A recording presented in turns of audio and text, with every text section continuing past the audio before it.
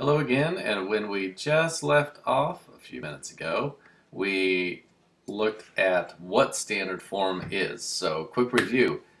X and Y, they're on the same side of the equation.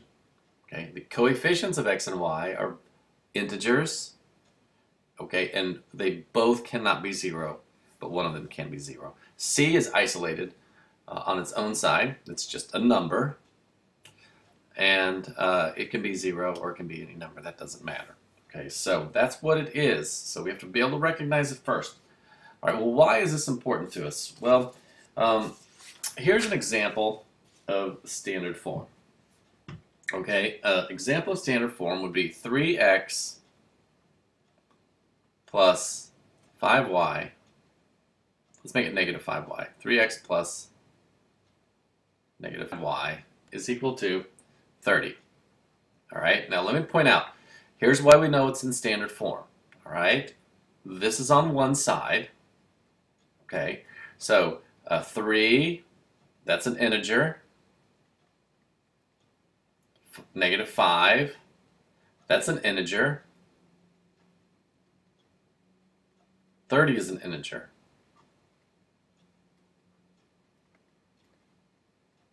Okay, so, and x and y are on the same side.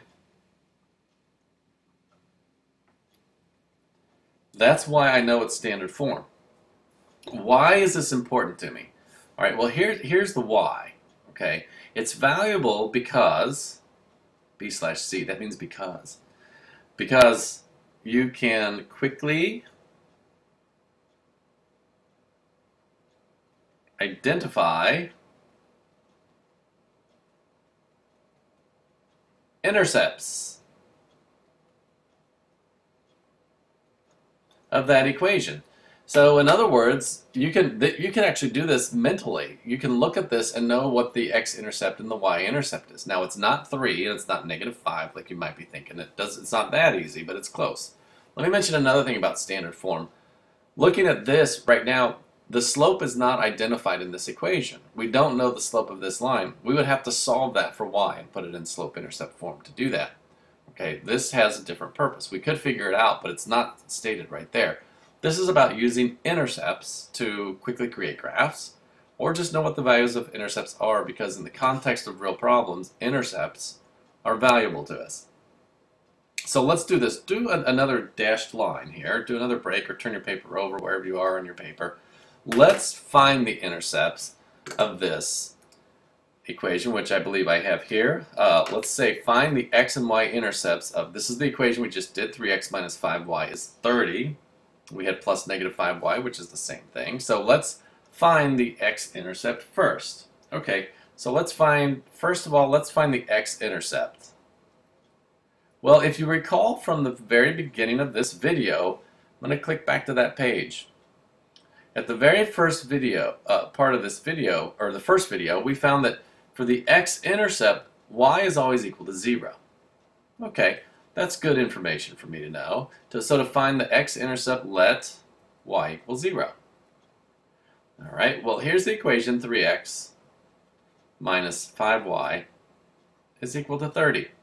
Well, if I let y equal 0 here, that means I basically have 3x minus 5y, 5 times 0, sorry, equals 30. And I have 3x equals 30. And we'd solve that, divide by 3, x is equal to 10. And that is the x-intercept.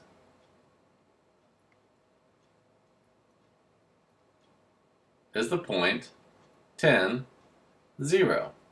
Again, because in an order pair it's x, y, right? So x is 10. Now, make this observation. Let's go back to the original problem.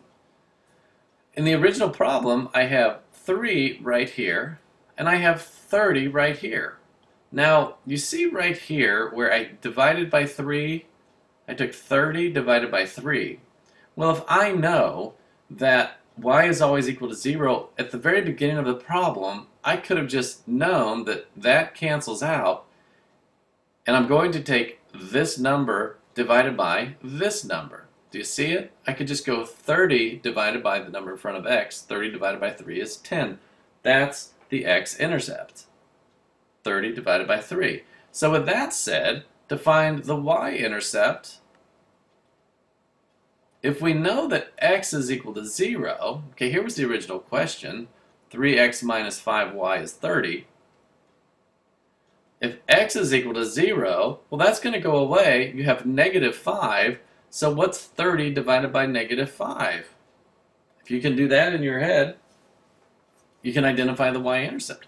30 divided by negative 5 is negative 6.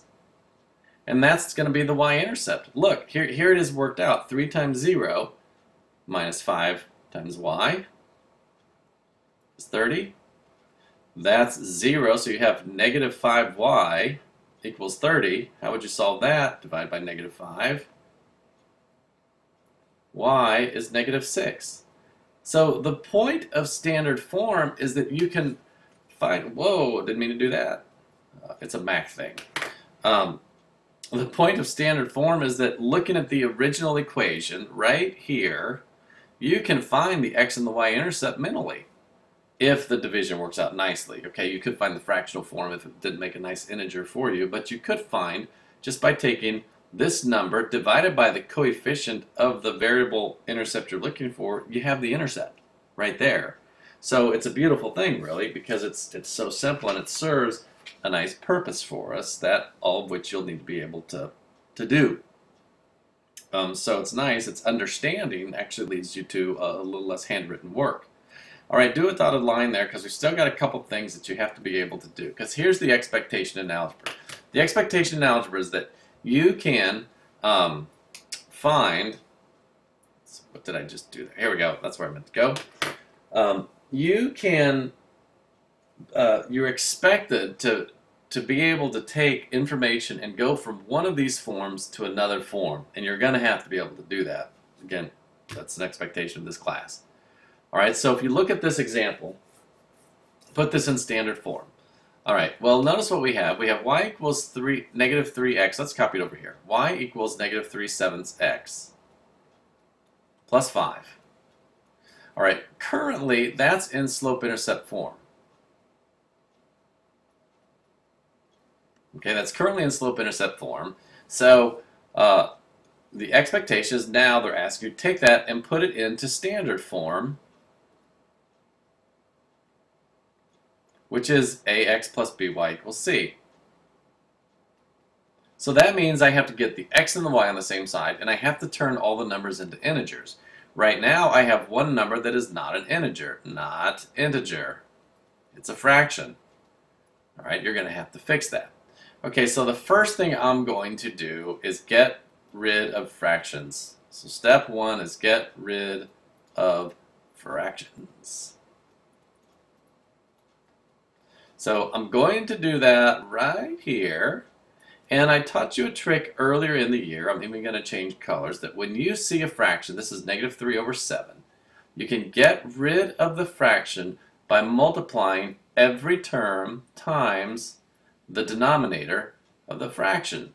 Some of you have figured that out, and some of you haven't. And if you don't learn this, you won't be able to do this. Okay, and it'll hurt. It'll be painful. All right, I'm going to multiply every term. So I'm going to multiply that. I'm going to multiply that.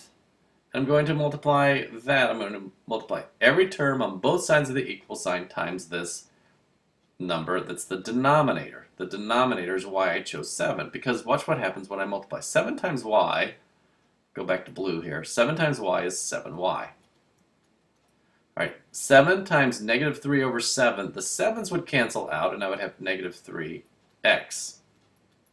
Plus 7 times 5 is 35. All right, I'm very close to standard form. However, step 2, I apologize that these aren't lined up. I wish they were.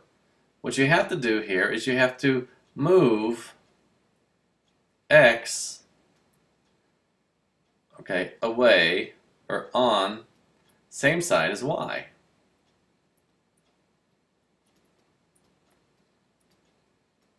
So I'm going to move the x by adding 3x to both sides.